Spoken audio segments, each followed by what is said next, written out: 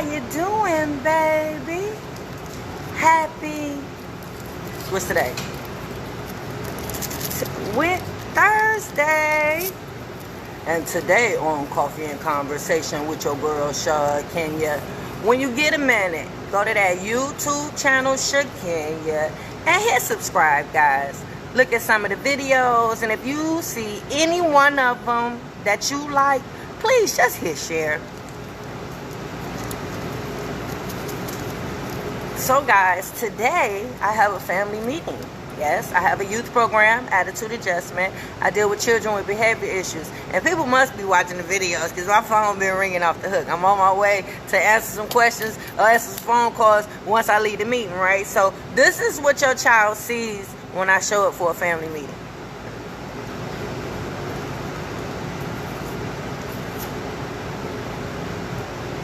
Nothing special, nothing spectacular. I'm not too dialed up because I service boys and girls. Not too dialed up.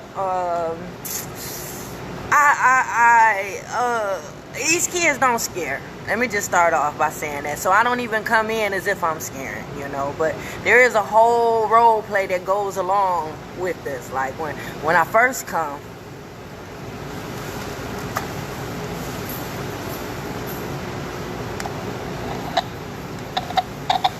my walkie-talkie is on. And the first thing I'm saying, I'm at the door asking for your parents is this an instant removal? And then they waiting for my reply, right? So parents let me know, no, it's a meeting. No, we're good here. But stay close. Right there, I'm in. How you doing? And then we resumed the family meeting, you know, because I had a DM, and I had two, and I'm going to try to address both of them. One of them was for the youth program, how do I get the kids to say and do what I want them to do, right? So it might be a little intimidation there when I come in, if I'm dressed like this. Yep. I usually don't have a problem with the kids telling me what I need them to tell me and do what I need them to do, right? I don't know why it's so hard for y'all as parents, but when I come in the door, you know, I have a no tolerance type demeanor. You know what I mean? When I talk to them, my tone. When I talk to the children, I talk to the children. I don't talk at them. You know, I respect them when they're in the meeting. I give them the opportunity to tell me how they feel. And for some reason, they don't have a problem doing it. Yep. The kids tell it all at the family meeting. That's why we get so much progress, have so much progress, and that's why we get so much accomplished after the family meeting. It's not really the jail tour that deters the children. It's actually the family meeting that we have, because I serve as a mediator.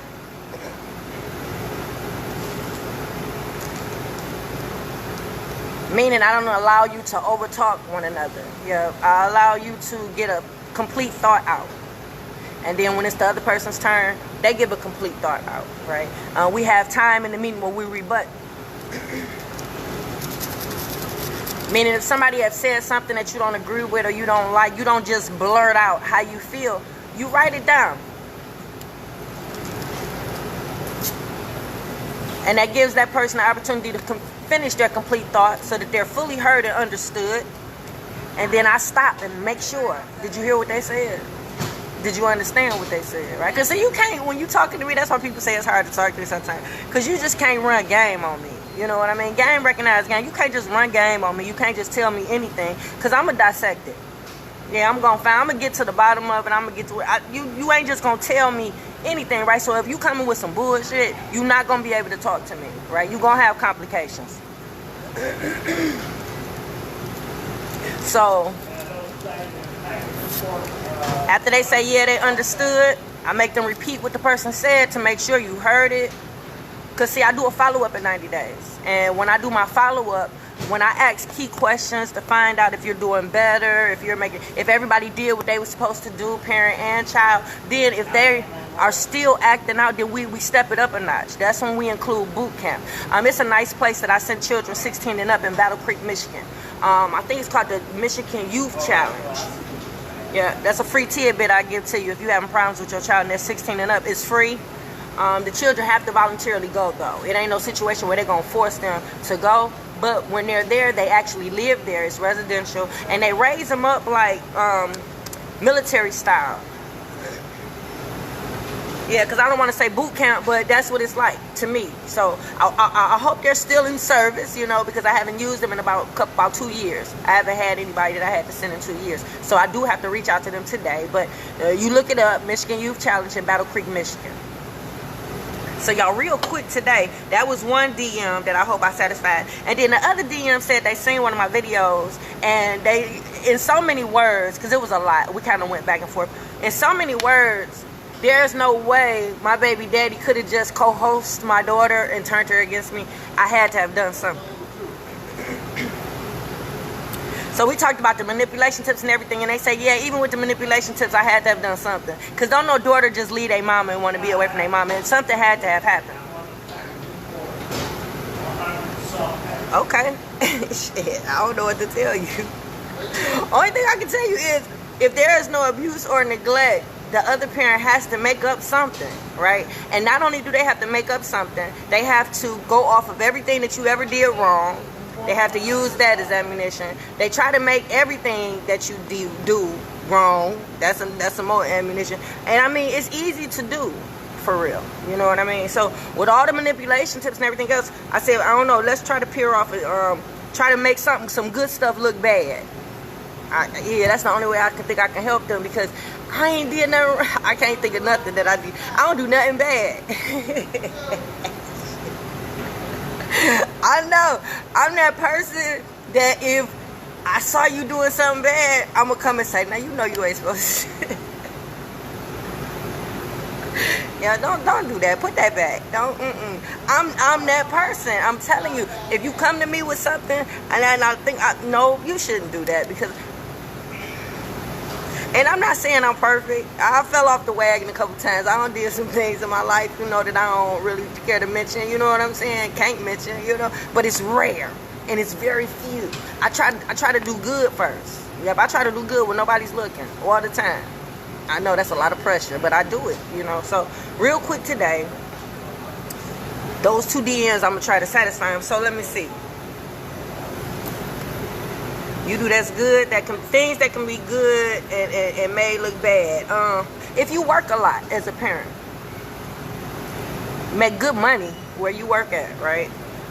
So you able to provide the child. Y'all not together now. It was good when y'all was together. Everything be good when y'all be together. What up, Kevin? Hey, Latrice, beautiful Latrice. I love you. I love you. I love you to pieces.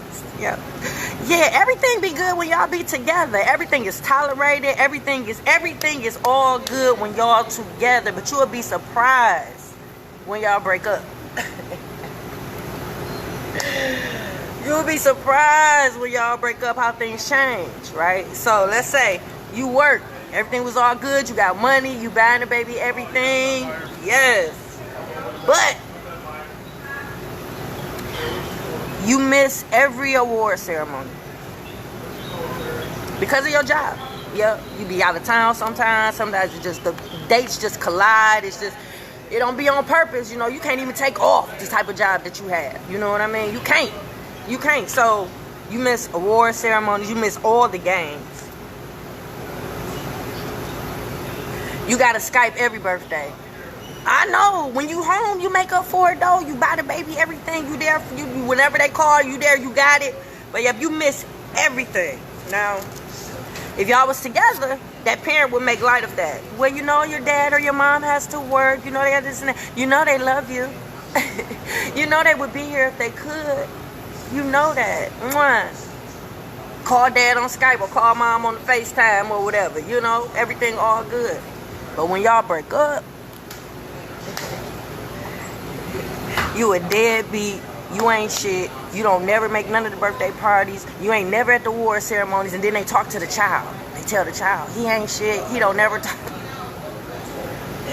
He done missed every party. He done missed every award ceremony. He an absent parent. And they telling other people. They dogging you, bro. They dogging you, sis. But they don't hesitate to call and ask you for that money to buy this and buy that, because they know you got it, right? And they know you're going to do anything for that baby, right? But they dragging you, bro, and dragging you, sis, to that baby and everybody else. I know, but this is a good thing. You work. You provide. I know. Let's see if we can find another one.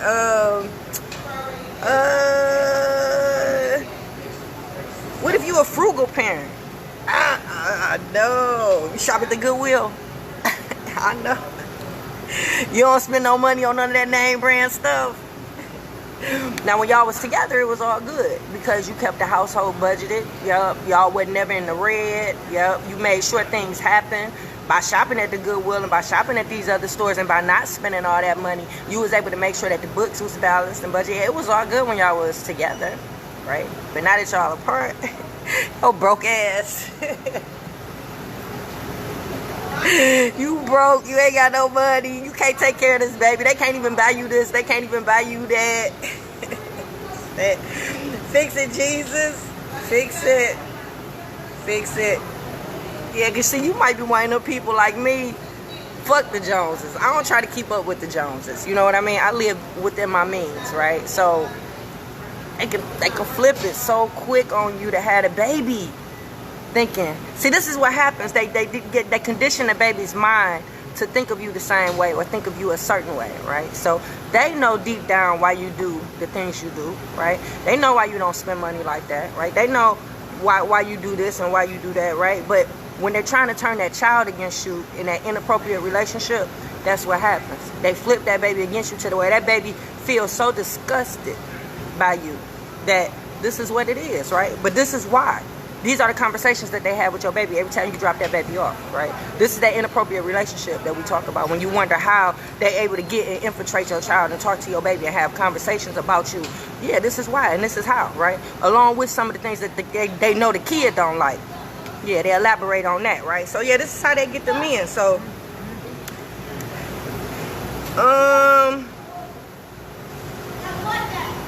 yeah, it's just that easy.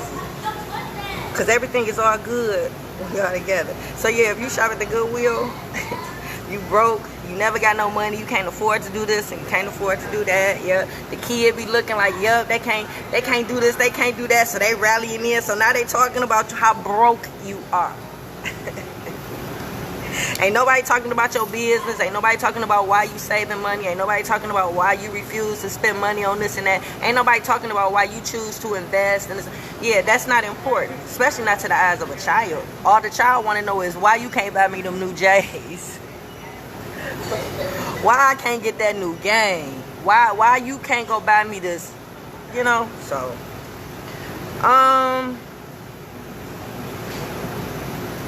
So let's see, me being that type of person, I shop at the Goodwill, right? Because by me not doing nothing bad and by the baby not being removed from my care due to abuse or neglect, that means a story has to be created. Some type of narrative has to be created. And you have to make the things that I do look bad. You have to. And in doing so, you have to do it often, right? Meaning every day, every time, every opportunity you get with this child, you have to talk about the other parent, right? So let me see. Some people, how they feel if you do shop at a secondhand store. You broke, never got no money, can't afford to be the parent to never buy what the child wants, secondhand stuff. You nasty, wearing somebody else's clothes. Yeah, some people feel like that. Some people feel like they're better than you because they will not and they refuse to shop there. And I ain't mad at them. I don't judge nobody. I didn't like it when I was a kid. My grandma used to take us because she couldn't afford to buy us no new clothes. I didn't like it as a kid.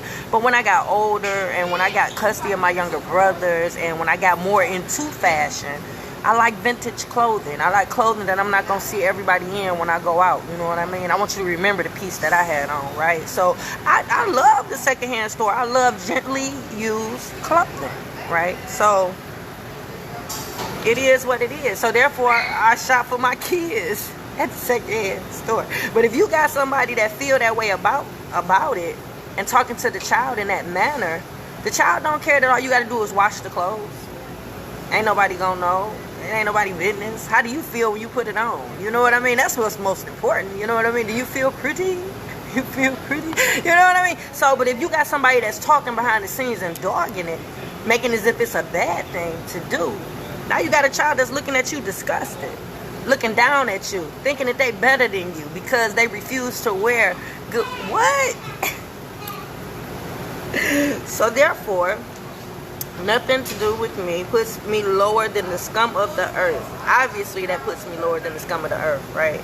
So, I want to be in her life like I am with my other children, right? Like, this is a typical Tuesday. After I did coffee and conversation with y'all know I went to the events place, right? Jay called, little brother, can you come get the kids for a couple hours? Sure. Go pick up 2 of his kids, right? Go home, braid my little niece hair. My son called. We talked for a hot minute, crack a little joke or two. Bam, he off the phone. My oldest daughter, day before I came home, she had put a dress on my bed.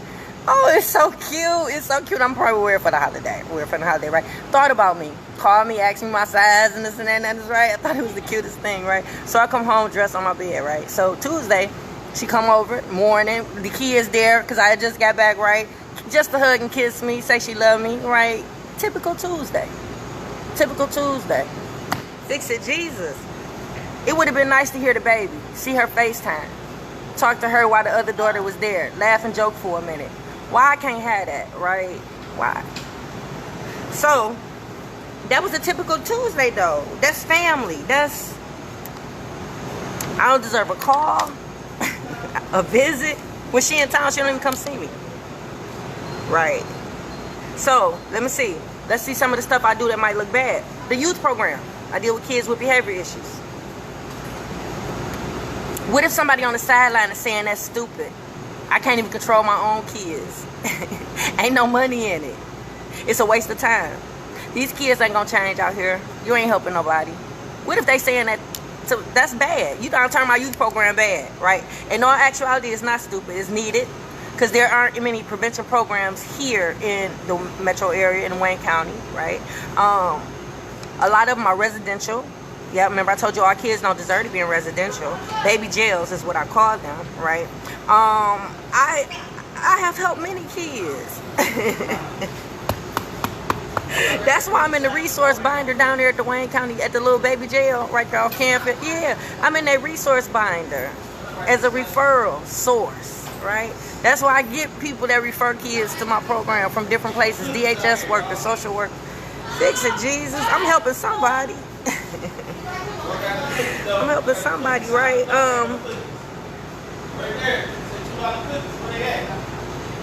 Fix it, Jesus.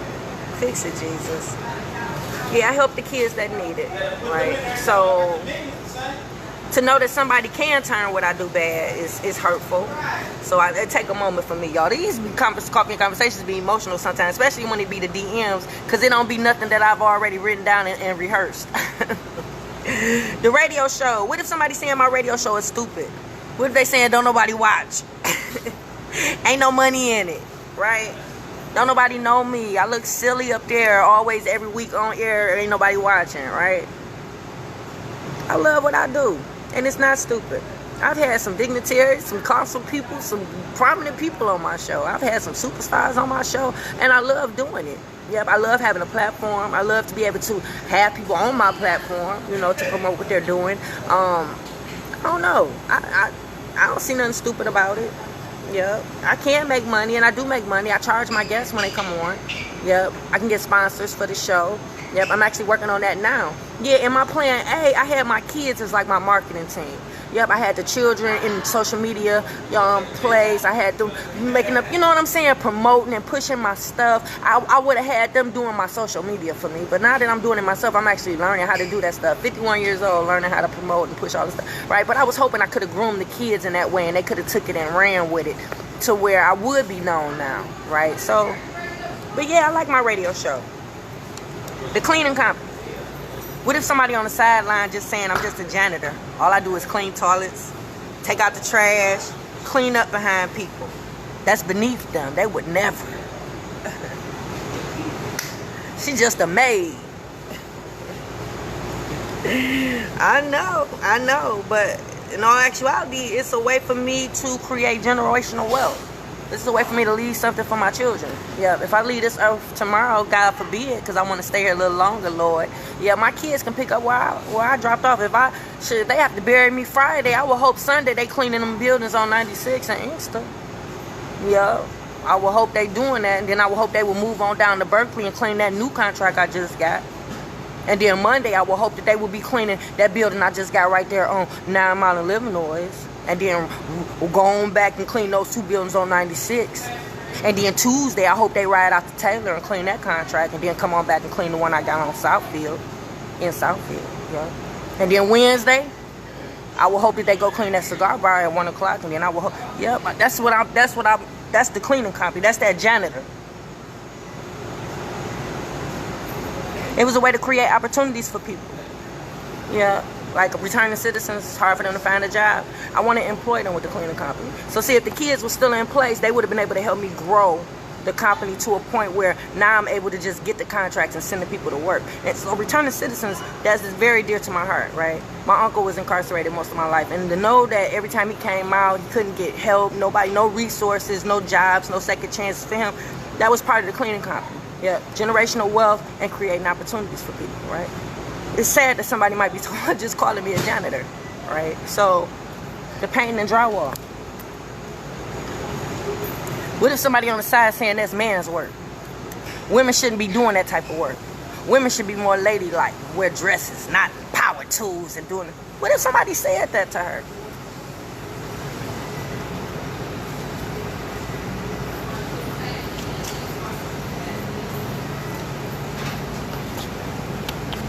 Shit, I'm teaching a trade.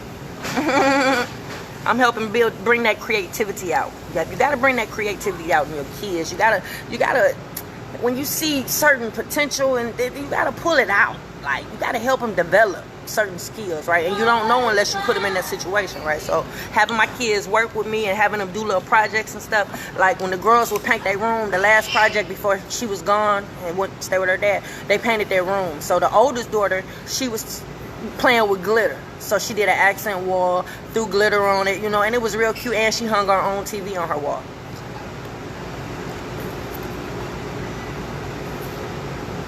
Did you hear what I said? She painted her room, she had an accent wall, threw glitter on it, she hung her TV up on her wall. The baby girl was playing with lines and colors, so she taped her room off all the way around, had it one wall, one color, then taped it off and had the line going through. She hung mirrors up on her wall, and she hung her name, herself, on her wall.